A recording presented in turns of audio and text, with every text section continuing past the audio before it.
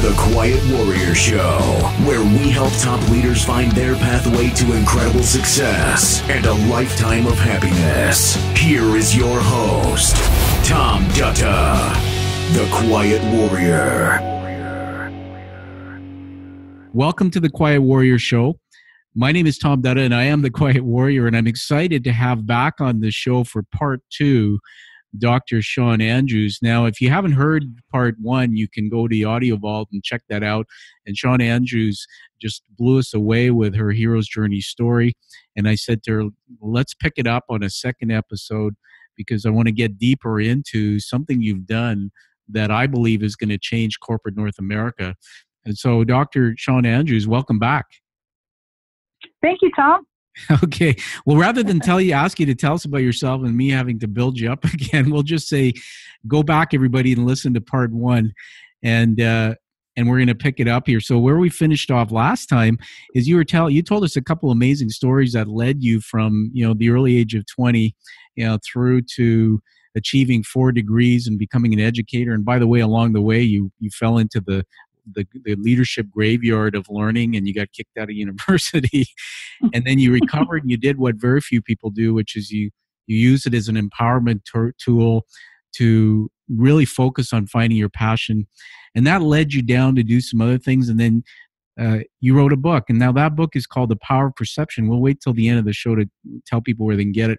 But I got to say, Dr. Andrews, that when I read your book, I was blown away because of my background from leadership. And, my wife's been in the banking industry most of her career and grew up in a world where there was some adversity and, some gender balance issues. I'm a visible in the minority. And so this whole concept of, gender divide and whatnot, I found fascinating in your book. There's a lot there. So I know people are going to want to read the book, but why don't you take the rest of this episode and just take us through some of the learnings and you busted some myths in this area of the gender divide. Yeah, sure, absolutely. So what got me started down this path in particular was when I started my doctorate program in 2010. Is at the time the statistics and the data around the leadership gender gap had just started being published in the mainstream. And when I saw the statistics, like many other people, I was shocked at how dismal they were. And so just to give you an example is, women in the workplace are now over 50% of the workforce, especially in middle management and entry level. Yeah. They make up, just over more than half of all professional degrees, such as physician and attorney. Yeah.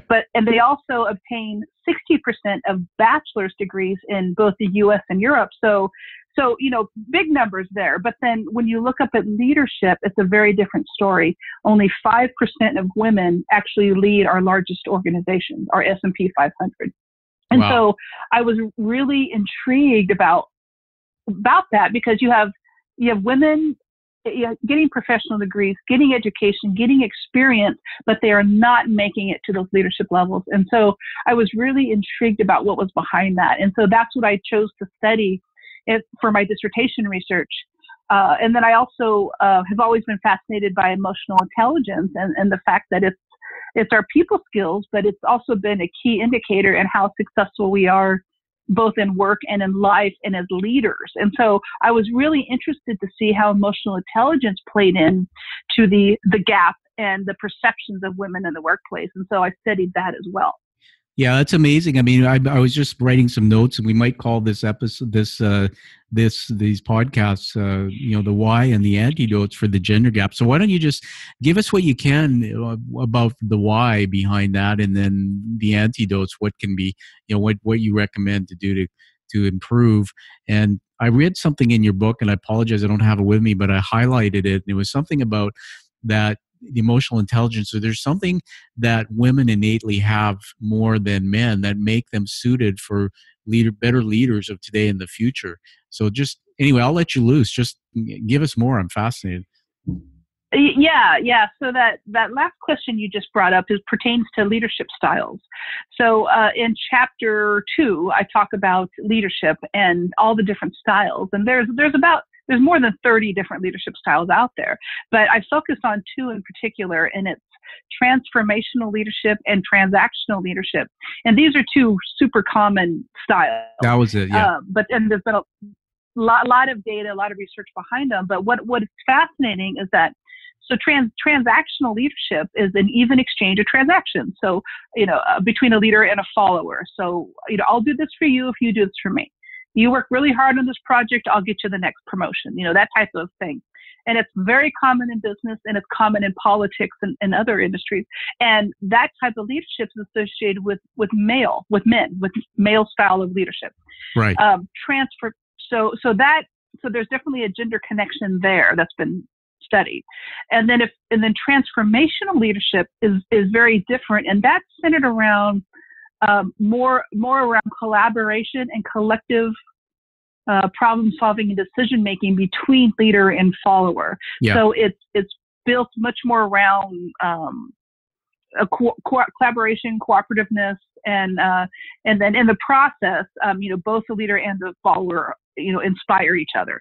And so that type of leadership in particular has been linked to female styles of leadership. And so I talk about in the book how both styles, there's a time and place for both styles, and one actually builds on the other, but there's lots of data that shows that the transformational leadership style is more suited to today's highly competitive, highly matrixed organizations. And women actually have these characteristics inherent in them. So I encourage more women to leverage their transformational leadership characteristics, and more men as well. But women certainly can do it because it's built around empathy. It's built around communication. It's built around collaboration.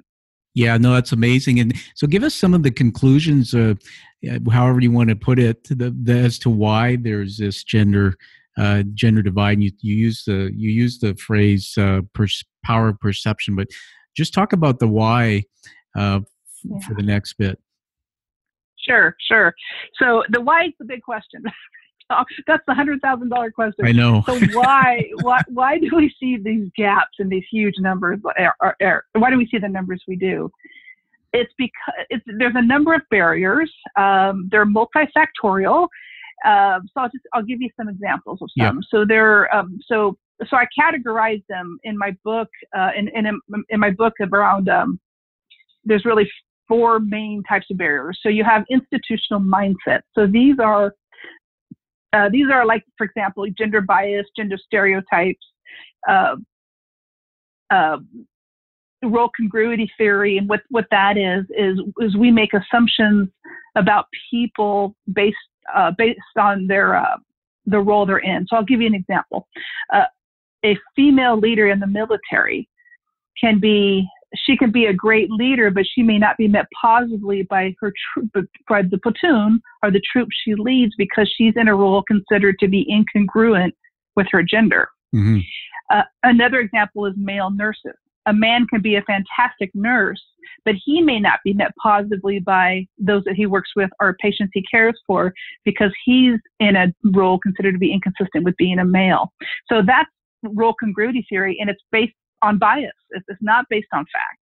What about CEOs? Because that's really where I've lived, and I see. I mean, it's a very low percentage of female CEOs. Is that the same bias? No, role congruity theory is generally when we see. Well, actually, yes. Actually, that would apply for a female in a CEO position. Yes, it certainly could apply because people we have these preconceived notions of what behaviors it's going to take to be successful in that job. So if we think that, to be a CEO, you have to be aggressive and competitive and assertive and, decisive and, those characteristics, then those align with male characteristics. They don't necessarily align with female strengths. And so I think there is a bit of role congruity when it comes to CEOs. But when we think of a leader, we often think in male terms. We don't think empathetic. We don't think great at relationships, great at collaborating and teamwork. We don't automatically think that, and that's a bias that we all have men and women towards leaders. And so that's something that we'll need to change. So this is one big kind of category or barrier. Another type is, we still have lack of access to informal networks. The Old Boys Network, for example, is still alive and well in all industries, globally. And so, and so that's still an issue for many women. They don't have access to, or they're not invited or not included in, the drinks after work or the ball game or taking the customers out for golf, things like that. And so, and that's a disadvantage for women because, important business gets done in these informal networks. And so, other examples in this area are, female role models. We still need more women leaders because if you, look at the top and you don't see someone who looks like you, it can be very discouraging. And so that's also another example. And then lack of male sponsors. And we certainly need more men actually to sponsor women. And when I say sponsor, so the difference between a mentor and a sponsor is a mentor helps you in your current job. Yeah. A sponsor helps you get to your next job. And it's really important for women in particular to have a male sponsor because men are not only most of them are in decision-making positions of power, but the other reason is it often brings more credibility. And again, that's a perception, but the perception is it lends more credibility. And so it's, this is, another example of one of the reasons we don't see more women leading. I'm really fascinated. I mean, I'm not a researcher and whatnot, but I can tell you that from my own perspective of being a CEO, or, in the last many years, I've done some work chairing what are called CEO peer groups, and where you go and you find CEOs of companies you can put into a peer group and they come together to mastermind, solve issues. And what was interesting is as I started networking, trying to find members of those groups, it really hit me for the first time that it was for every 10 men, I could only find one or two. And then I found out that the peer groups that exist in Canada anyway for executives and CEOs, that the average, females in those groups is under 30%. So it was really interesting. And then I was thinking about my wife, Anna, who is a career manager with the bank. And can you just touch on too, like there's this whole raising the family and the children piece. And I found something fascinating in your work about what women can start doing and stop doing to try to, maybe even be part of the solution to all this. Yeah, absolutely. It's a great question. So another type of barrier is actually what's called individual mindset. So a large percentage of women actually hold themselves back. It's not, it's not these other reasons. It's internal. Yeah. And there's different reasons. There's different ways women hold themselves back. But one example I like to give is called office housework. And what that is in the workplace. So this is like getting the coffee, picking up the donuts, scheduling the meeting or the holiday event, taking the notes during the meeting, activities like that are important and they keep an organization running smoothly, but they're often not recognized and they're time consuming. Yeah. Now, the majority of people doing those types of activities are women. Women often volunteer for these activities. Now, why do women do this? They do this because they're trying to be helpful, and that's a good trait. Yeah. The downside is it takes a lot of their time, and it doesn't often get recognized. And so, one suggestion I like to give to people is if you're in charge of scheduling the next event or meeting, is assign both men and women. Because if you ask for volunteers, 9 out of 10 times the female is going to raise their hand for these events or for these activities. And so I recommend to women also, don't always be the person raising your hand. Let others have the opportunity. And many women often say, well, I could do it better. Okay, that may be true, but you need to give other people the opportunity and let them do it because you can't always be the one because these activities take up your time. Yeah. And so that's one thing that women, can do, and that we need to recognize these activities more as leadership. But women also need to allow others to step in. Yeah. And then the caregiver part is that's a really critical area. So I'll just share with you quickly, Tom, is when it comes to work-life balance and breadwinner caregiver issues, we do see differences in the data. And so I'll give you an example, is that if a woman is the primary breadwinner of her household, she's usually the primary caregiver as well. Yeah. If a man is the primary breadwinner of his household, he's rarely the primary caregiver. Wow. So this is a key distinction, because the reality is nobody can be 100% successful at everything. And if you're managing, if you happen to be the breadwinner, but you're also, managing the household duties, which is, cooking, cleaning, grocery shopping, laundry, and you're also taking the lion's share of the caregiving activities, it makes it nearly impossible to succeed at everything. And so, and these are trends we even see with millennial men and women as well. There's millennial women still have the lion's share of the caregiving duties. And so this is a really important decision that the couple has to make together and, decide how they're going to address it.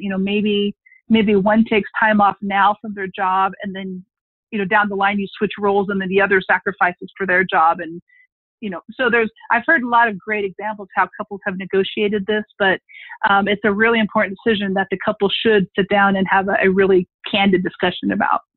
Yeah, I just want to honor that, because my own story, when I became a CEO, I was quite young. And when I got married to Anna, we're 22 years married now, very great marriage we have. And she was a career manager in the bank. And it was the first time in my career I came across, somebody in my life who had to make commitments after work. And she was, doing volunteer work. And there was a lot of demands on her time. We figured that out early in our career, that in order for me to be a CEO and her to be an executive, we had to make those trade-offs. I think the other thing I'll just mention, and like your comment on it if you want, is when I was raised, my father left home when I was younger. My parents split up. It's a part of the book I wrote too, the story. And my mom was my influence. My mom had to go clean classrooms to feed the boys, the three of us. So I was, we were cooking dinner from the age of 10. My chore list was vacuum the house and do the gardening and do the dusting. I never had sisters. So when I went into the workplace, I had a very different mindset, and when I got married too. So I do come across what you said all the time in business, and it's more magnified hearing somebody as smart as you talking about it, because when I go into the workplace, I still see, those house duties being done by women, not enough men respecting women in the leadership area. And the last thing I want to relate to that is a story that when I became first executive, the CEO of the company was a woman, and her number two was a woman. What was interesting, and I ran into it head on, is my first one-to-one with my boss, which was the number two, was at her house, and she was breastfeeding her child, and then she would break away and come do my one-to-one. I went, wow. But that occurred because the CEO was a woman who acknowledged that her number two had just had a baby, and life goes on. And so it just all works. So I think there's a cultural change too that has to happen, where companies have to realize that women, in the workplace do have other responsibilities, and maybe there's a different way we can work as well. Absolutely. And well said. And this is all under the umbrella of diversity and inclusion. And it's about, being more diverse, not only in our workforces, but in our leadership ranks as well, and being more inclusive in our behaviors. And you're right, it does come down to a cultural issue. And these are very real issues and barriers today. We still have most organizations address, have these issues and these obstacles, and that women often experience and men don't experience. And so these barriers, and there's others. I haven't gone through all of them, but there's many, as you can see, and they do contribute to the gap and the lack of leadership, the lack of representation of women in leadership. Absolutely. And my daughter's 20, so I'm thinking about her now too. Hey, listen, we have a few minutes left on this second episode, and I'm just going to challenge you on one last question, and then we'll kind of bring this to a wrap and give you a chance to tell us where to get your book, and that is the word antidote. So what's one thing that organizations can do for the antidote to this gender gap? That, how that's a very difficult question because there's so many issues and there's so many strategies, and that's the good news is there are things we can do to address these barriers and help have more balance. Yeah. And have more women in leadership. But so for every chapter in the book, I took great care in putting practical strategies for every topic. And that's because my background is in training and development as well, like yours, Tom. And so being, a trainer, I know it's really important to have real world practical takeaways. And so having said that, there's tons of strategies. And so trying to narrow it down to one, I would say one thing that an organization can do. Was that your question? Yeah. Or individuals, an organization? Either one. I think that the best thing that an organization can do is to be honest with themselves about their diversity and their inclusion. And to do that, they have to look at their numbers. They have to if they take a hard look at the numbers of people in entry level, mid-career executive and the C-suite, is that, and what does that look like? And then once they see that, and then start asking themselves why, why do we have discrepancies? And, and there will be discrepancies. And so I think that's probably the first step that organizations need to do, towards that journey. Yeah, you know what? I'm gonna just interrupt you because of tougher times sake, but that is a great teaser on why I'm going to recommend people explore this topic deeper through your book. I want to say also that I had somebody on my show just last week, and their title was Chief Inclusion Officer, and this was somebody who ran a multi-billion-dollar corporation. It was part of a team in the United States. I know in Canada we have the same issues, so I'm really fascinated by this and want to honor you for just all the great work you're doing to try to sort of change the world in this area. So I want to honor you with 4 leadership words. I write these down as we're speaking. That's not scripted, Shawn. So the first one is creative. On the first episode, you told us you were a drummer. That just stuck with me. So there's this creative nature to you. It's fun. Courage to not only come back from adversity in your own journey, but to challenge some of these issues that can be controversial in the business world. Innovative, the work you're doing, and the things in the book that I know people will read, exercises and strategies, are very innovative and passionate. I mean, it comes out of you talking to you. I could talk to you for another hour just about the passion you have towards your body of work. So let's give you the last word. When you tell us very succinctly, we only have about a minute, why were you put on the planet? With all of this, what's your purpose? And how do we get a hold of your body of work in your book? Yeah, wow, I love your questions. I think my purpose is to educate and inform, which is basically the same thing. But I'm an educator by nature, and if I look at all my roles I've had, and even now, I'm still a teacher. I've been in training and development. Before that, I was a teacher and instructor, but I'm an educator by nature, and I think it's really important to educate the world because these you're right. These topics they're relevant and they're timely today, and they impact not just women. These impact men, women, and our future generations. Absolutely. And so that's really important topics to address. Absolutely. And so tell us how we can connect to you and your body of work. Yeah, absolutely. The best way is actually my website. It's drshawnandrews.com. Yes. And that's just DR, no period, drshawnandrews.com. So on there, I have more information about my research and my background, but there's also a lot of resources for your listeners to download. There's interviews, there's blogs, there's published articles, there's videos. And I also want to offer your listeners a free download as well, as I created a 25-page Power of Perception workbook, and it's based on it's basically self-reflection questions based on each chapter of the book. And so if your listeners want to deep dive on a particular topic that they care about, they can do that through these self-assessment questions. And so it's I think there's over 100 questions. There's 25 pages, and it's a free download on my website. So they're welcome to access that as well. Yeah, absolutely.